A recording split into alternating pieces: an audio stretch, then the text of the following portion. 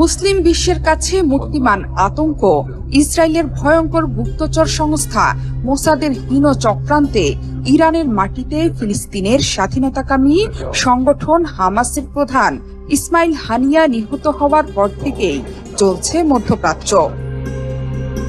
আর এই প্রতিশোধ হবে অপারেশন ট্রু প্রমিসের চেয়েও ভয়াবহ ও বিধ্বংসী।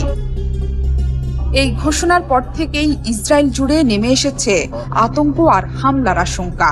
ঘুমাতে না পেরে রাতভর পায়চারি করে বেড়াচ্ছেন মধ্যপ্রাচ্যের কসাই হিসেবে পরিচিত ইহুদিবাদী নেতা বেনিয়ামিন নেতানিয়াহু। মুখে হুঙ্কার ছাড়লেও রীতিমতো হাঁটুতে কাঁপন ধরে গেছে তার। এরই মধ্যে পশ্চিমাদের হাত পা ধরতে শুরু করেছেন ইরানের হাত থেকে নিজেদের নষ্ট ভূমিকে রক্ষার জন্য।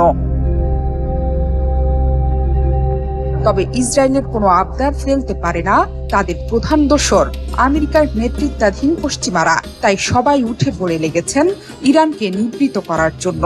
হামাস নেতা ইসমাইল হানিয়াকে হত্যার জন্য ইরান ইসরায়েলকে দায়ী করে দেশটিতে হামলার যে হুমকি দিয়েছে, সেখান থেকে তেহরানকে পিছু হটতে বলেছে যুক্তরাষ্ট্র ও তাদের ইউরোপীয় মিত্ররা।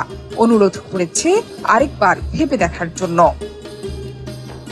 ওই হুমকির পর ইসরায়েলের পক্ষে নিজেদের সমর্থন দেখাতে দ্রুতই ক্ষেপণাস্ত্রবাহী ডুবোজাহাজ ও বিমানবাহী রণতরী ওই অঞ্চলে পাঠায় ঘনিষ্ঠ মিত্র যুক্তরাষ্ট্র।